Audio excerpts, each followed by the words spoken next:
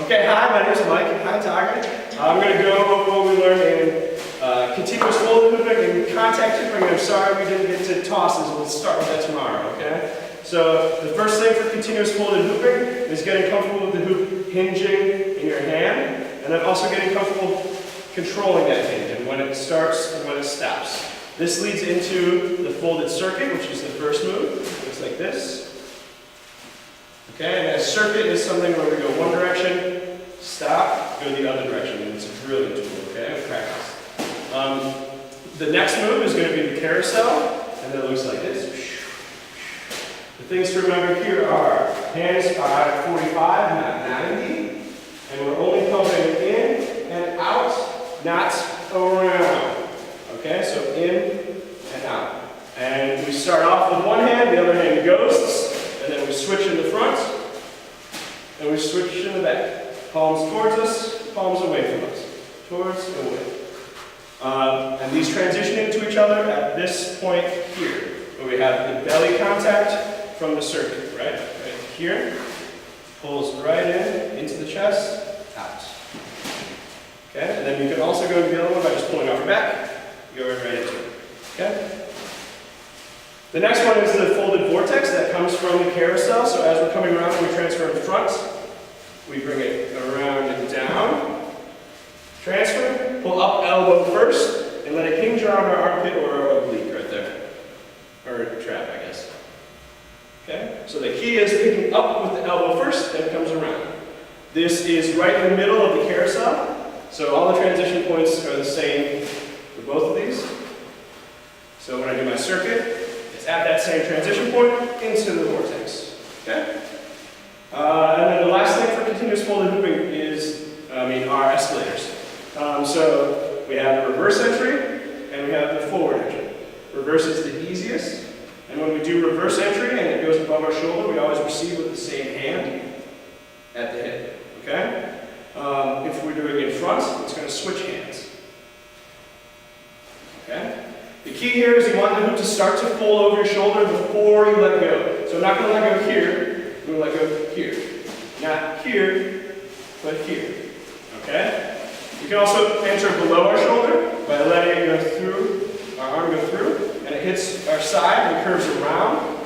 And this is the moment we have to lift our hip up, or make a shelf. Okay? So right hand in front, same leg. Same leg, catch.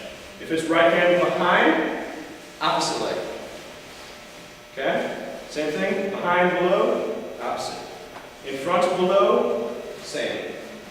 Okay? This is a transition point for the vortex.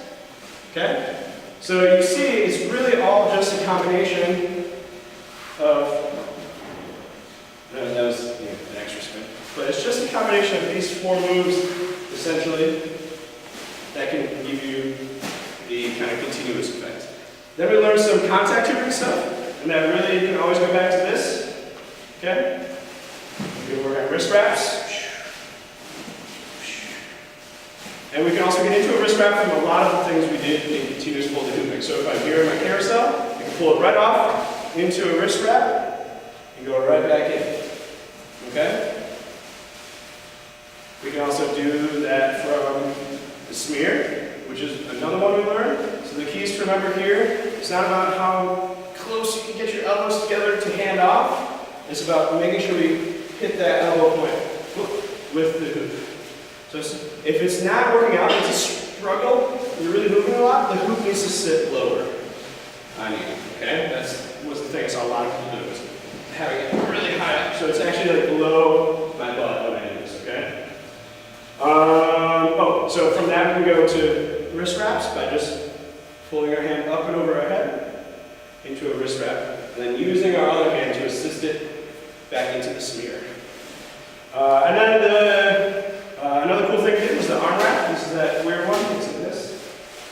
Okay, so the key is no grabbing with your fingers. We want this kind of hand the whole time. It comes up, and as it comes around my head, the hoop, not my hand, as the hoop comes around my head, I straighten my hand straight out. And it slides down my arm into my hand, and it's still folding. Okay, so it's not spinning like this, it comes into this. So you can go right from that into the circuit, okay? You can pick up from the vortex with that arm rack. You can pick up from an escalator with that arm rack, okay? Then we also learned, what was the last thing we did? Oh yeah, the most important thing. We want to get comfortable with this position. So it's useful to do it from a wrist wrap, lift up, but if you get lost, just hold your hoop around in front, come under. The key is I'm just lifting my hand up. I don't need to come up to 90, it's going to be angled. And then from here we can do no grip escalator entries from behind. Okay? So I'm going to let the hoop hinge out, and then I shoot my hand up. So if you look to the side, I'm going to shoot up and out, not forward. Okay, it's more up, if anything, it's back. And we don't want to hook our fingers, it's going to get in the way. We just want a nice stab up, okay? And you're going to need to lift your left hip probably for this one. So opposite, right from behind, opposite. Okay, any questions? Okay, thanks guys.